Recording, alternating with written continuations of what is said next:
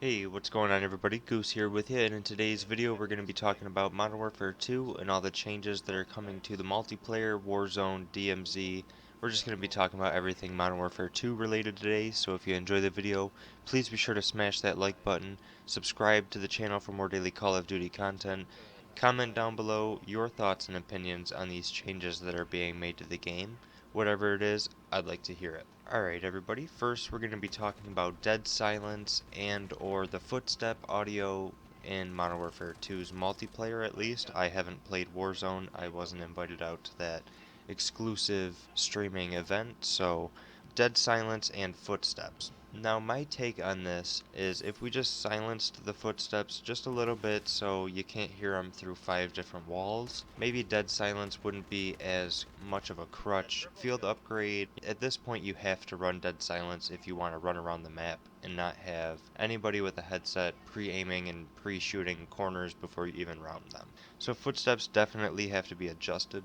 The next thing on my list that I would like to talk about for the multiplayer spectrum is the spawns, which I know it's a beta, but I feel like spawns should just be dialed in by now. Call of Duty's been in its prime for the past 15 years or so, so you'd think that spawns, they would just have an absolute idea of where spawns should be, and they would just be perfect by now. Minimap is the next thing that we're going to be talking about, and that is the fact that there's no red dot being displayed when an enemy fires an unsilenced weapon, and that's been a staple in Call of Duty all the way back since Call of Duty 4. I've never played Call of Duty 3 online multiplayer, but I assume that there was a red dot on the minimap there as well, if they even had a minimap. I don't really see why you would take the red dot off the minimap.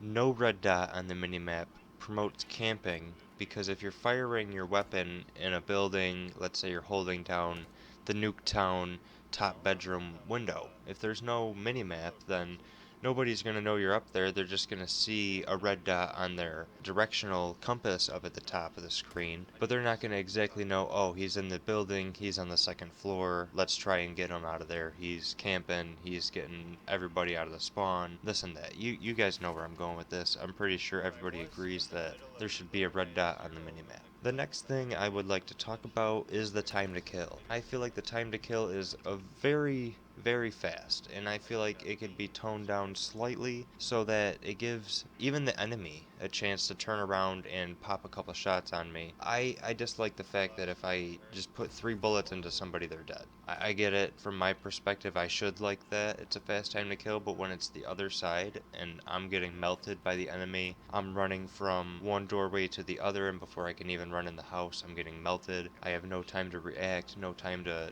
run up the stairs, heal up, wait for him to come follow me, or jump out the window and engage him or nothing, or just turn around and shoot at him a couple times before he finishes me or anything. There's just no possibility for re-engagement if you're running and an enemy is shooting you from behind or the side and they get a couple shots on you, you're done. You might as well just respawn right there. The last thing we would like to discuss for the multiplayer portion of this video is reload canceling. Now, I get that it's not realistic to pull the magazine out of the weapon and double tap Y and then the magazine's back in there, but if you're talking about a competitive aspect of the game, if you're playing Call of Duty and you're rushing around and you're trying to get a triple kill and you reload your gun and you try and cancel that reload to get the quad feed, there's just no way to do that. Unless you sprint out of a reload, that'll cancel the reload. You can't YY anymore. I've realized that sprinting does cancel the reload, but other than that, I mean, you're going to put yourself in a predicament where you're going to sprint into the enemy and your gun might be up in the air, you might accidentally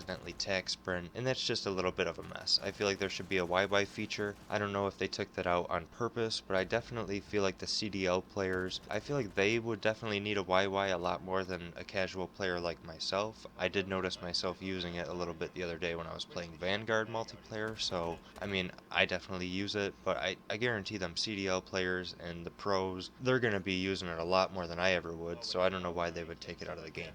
Alright, we're going to move over to the Warzone spectrum of this video. First off, we're going to talk about no loadouts being a thing in Warzone. At least at the build that was showed at Call of Duty Next, I saw a tweet on Twitter from the Ghost of Hope. I'm pretty sure it was him or it was another leaker. And apparently they are bringing loadouts back and they're bringing perks back. I don't like that idea. I liked the idea of there being no loadouts. because that made it kind of an even playing field. Somebody that just picked up the game or hasn't played the game in months and doesn't know the meta weapons, they're not going to get melted by the UGM and the Armaguerra if they're still using the Black Ops AK and, the shotgun or something because they haven't played Warzone in a year or something like that and they're just hopping back on. I feel like picking up the attachments and putting them on your gun like Blackout was a great way to go. Or I think Warzone 2, they wanted it so you build your loadout in the custom class, and then there was a feature to buy your weapon at the buy stations in Warzone 2.0. But instead of buying the full loadout, I think you just buy one specific weapon, like your fully kitted out M4 or whatnot, your sniper. You would buy it and it would have all the attachments on it. I would like that idea better because then instead of buying one item, you get two weapons, three perks, grenades, all this and that. You actually have to buy just one weapon at a time, and you pick up the perks and grenades on the ground. That would be a lot better of a way to roll with Warzone in my opinion, but that's just me. That's the way I like to play Battle Royales. The next thing we're going to talk about is there not being any perks, at least in the current build of the game. And if that's the case, I'm not opposed to that. And perks, there's no perks in Fortnite, there's no perks in PUBG. Those are like the biggest Battle Royale games, and Call of Duty kind of stole the show with Blackout and then moved on into Warzone. I'm pretty sure not many people played Blackout, or they didn't play it as much because it wasn't free to play and it kind of didn't get as much love as Warzone got. I personally think Blackout was 10 times better than Warzone ever was, but that's just me. But if there's no perks, it's not going to be the end of the world. There's a bunch of other Battle Royale games that don't have perks. I feel like perks kind of just give you an unfair advantage, especially if you're picking them up out of a supply drop. Somebody could pick up Tempered and Battle Hardened, and if I pick up a stun grenade and I throw it at an enemy, he's got Battle Hardened, so he's immune to it, but I didn't pick it up, so it's just kind of unfair, I guess. It's kind of leaning a little bit towards communism, all this complaining and trying to make everything fair, but I feel like there should just be less of a skill gap. I don't know what I'm trying to say. I wouldn't be opposed to there being no perks on the ground, that way nobody gets a perk, rather than there being random perks on the ground and not everybody being able to get them, I guess. But the next thing is the armor change. They made it so you had to pick up a battle vest or something to get your third shield on, and I kind of like that. That way everybody's at a base health of 2 plates.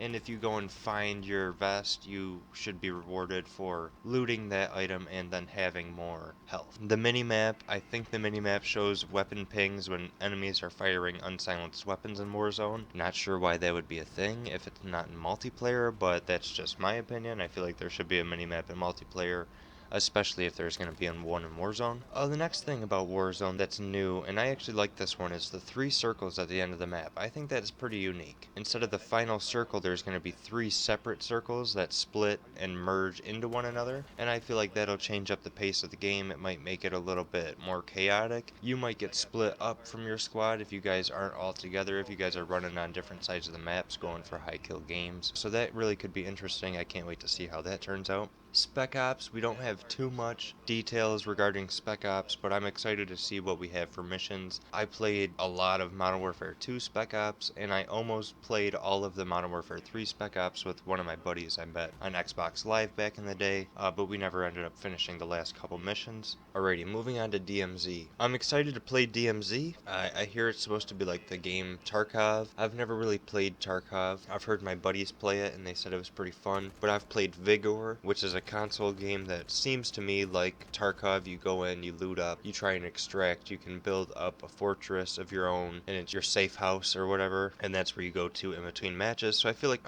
Vigor is kind of like Tarkov, and DMZ is supposed to be Call of Duty's version of those two games. So I mean, I like how Call of Duty took over the Battle Royale because I like Call of Duty's movement in the first person and the nice fluid gun movement and everything, so I'm just excited to see that one. And finally, we're going to talk about campaign, and I am really excited for the campaign this year, guys. Hopefully the story follows the ending of the Modern Warfare 2019 campaign and doesn't try too hard to copy the old Modern Warfare 2 campaign with Shepard killing Ghost and all this and that. I'm pretty sure we didn't even get introduced to Ghost in the Call of Duty Modern Warfare 2019 campaign, so I don't know how they're going to introduce him in that. We're going to have to wait and see. There will be a full campaign walkthrough on the channel a week before the game launches. I get 1 week early access for pre-ordering the digital edition, and I'm going to beat the campaign within the first day of that and then have it uploaded on the channel within the next 2. So hopefully you guys will enjoy that. And if you guys enjoyed the video, please be sure to leave a like on it. Comment down below how you enjoyed this type of gameplay commentary, and subscribe to the channel for more daily Call of Duty content regarding Modern Warfare 2, Warzone 2.0, DMZ, multiplayer, Spec-Ops, whatever it is, we'll be covering it, guys. News, updates. Alright guys, that's it for today's video. Thanks for watching. Take care. Hey, you. Yeah, you. The sexy stud that made it to the end of the video. Really appreciate that. If you enjoyed the video, why don't you smash this subscribe button right here, and also check out one of these 2 videos on the side over here. You might enjoy those, you might not. Take care. Thanks for watching.